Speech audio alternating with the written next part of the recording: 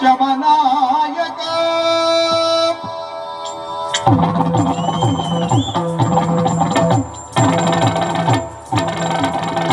ಕನ್ನಡ ಕುಲ ತಿಲಕ ಕೆಚ್ಚಮನಾಯಕ ಕನ್ನಡ ಕುಲ ತಿಲಕ ಕೆಚ್ಚಮನಾಯಕ ಕನ್ನಡ ರಾಜ್ಯದ ಭಾಗ್ಯ ಸುಧಾರಕ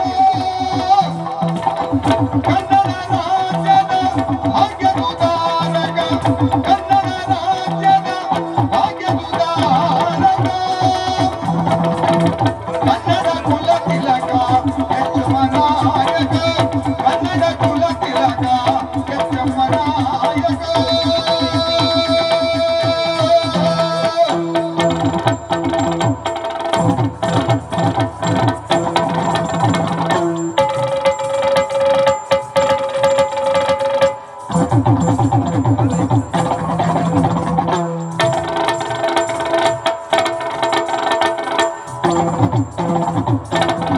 ನನ್ನ ಪಂಪನ ನಾಡು ಕುಮಾರವ್ಯಾಸನ ಬೀಡು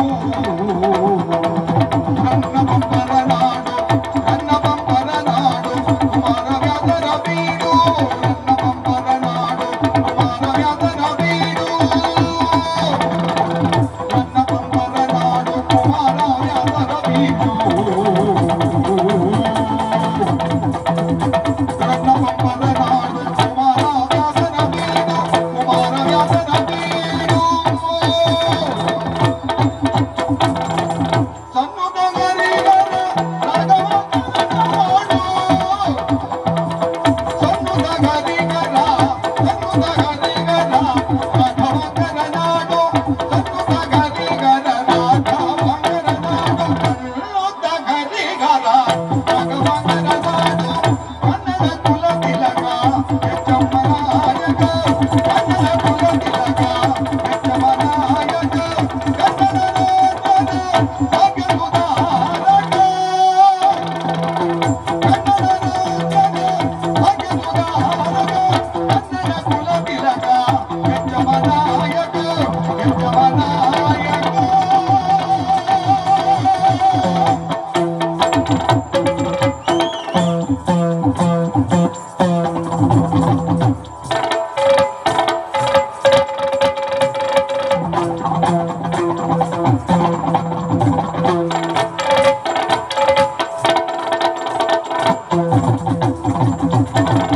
ಹೊನ್ನಿನ ಮಳೆಗರೆದ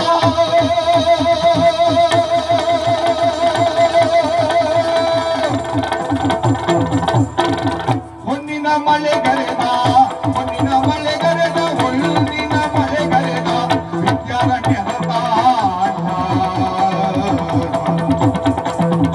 ಹೊನ್ನಿನ ಮಳೆಗರೆದ ವಿದ್ಯಾರಣ್ಯರ ತಾಣ ಹೊನ್ನಿನ ಮಳೆಗರೆದ ವಿದ್ಯಾರಣ್ಯರ ತಾಣ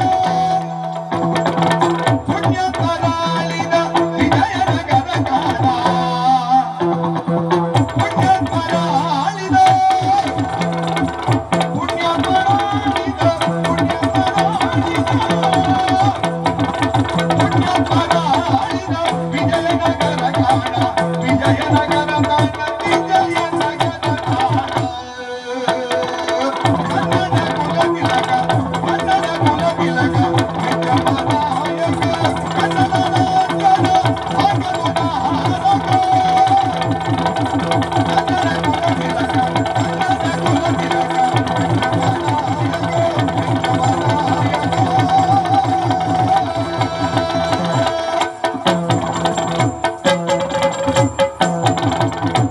ರಂಗ ವೈಭವವನ್ನು ದಾರುವ ರಂಗದಳು ಮೈಮರೆದು ಕುಣಿಯುವ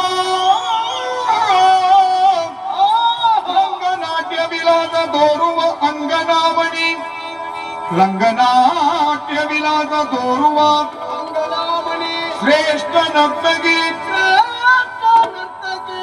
ರಂಗವಾಳುವ ಹೀಗೆ ರಂಗನಾಯಕಿ ರಂಗನಾಯಕಿ ಎಂಬ ಬಿರುದನು ಅಂಗನಾಮಣಿಗಿದ್ದನು ಆ ಆ ಆ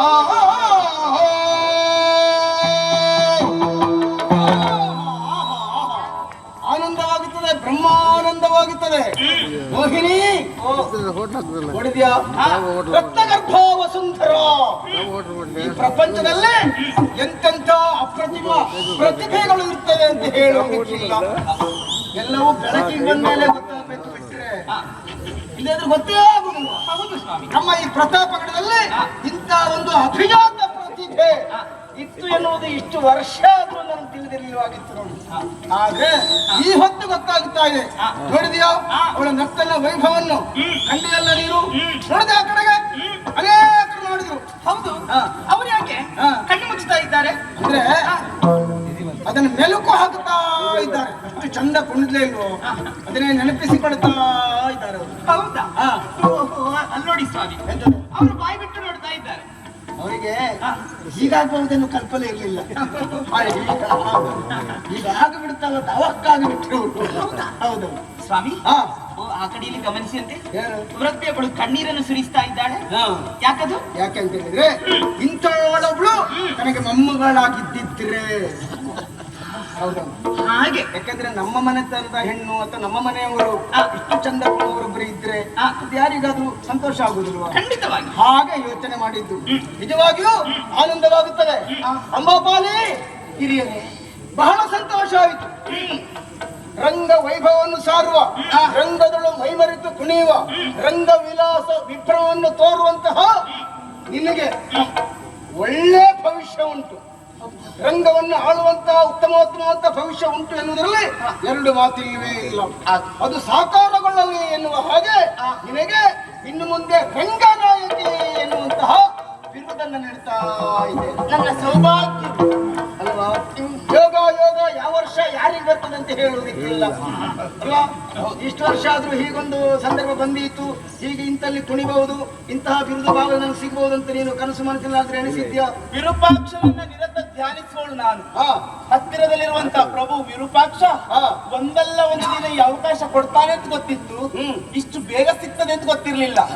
ಆದ್ರೆ ಒಂದು ಆ ವಿರೂಪಾಕ್ಷನ ಅನುಗ್ರಹ ಯಾರಿಗುಂಟು, ಯಾರು ನಿಷ್ಠೆಯಿಂದ ನಂಬುತ್ತಾರೋ ಅವರಿಗೆ ಒಂದಲ್ಲ ಒಂದು ದಿನ ಅಭೂತಪೂರ್ವ ಗೆಲುವು ಸಿಗ್ತದೆ ಅನ್ನೋದಕ್ಕೆ ಸಾಕ್ಷಿ ಈ ರಂಗನಾಮ. ಕೆಲವರಿಗೆಲ್ಲ ಸಿಗುವುದಿಲ್ಲ. ಯಾಕೆ ಗೊತ್ತಾ? ಅವರು ದೇವರನ್ನು ಪೂರ್ಣವಾಗಿ ನಂಬುವುದಿಲ್ಲ. ನಾವು ಸೋಲುವುದೇ ಅಲ್ಲಿ. ನಾವು ದೇವರನ್ನು ಪೂರ್ಣವಾಗಿ ನಂಬಿದ್ರೆ ಖಂಡಿತವಾಗಿ ನಮಗೆ ಜಯ ಸಿಕ್ಕೇ ಸಿಗ್ತದೆ.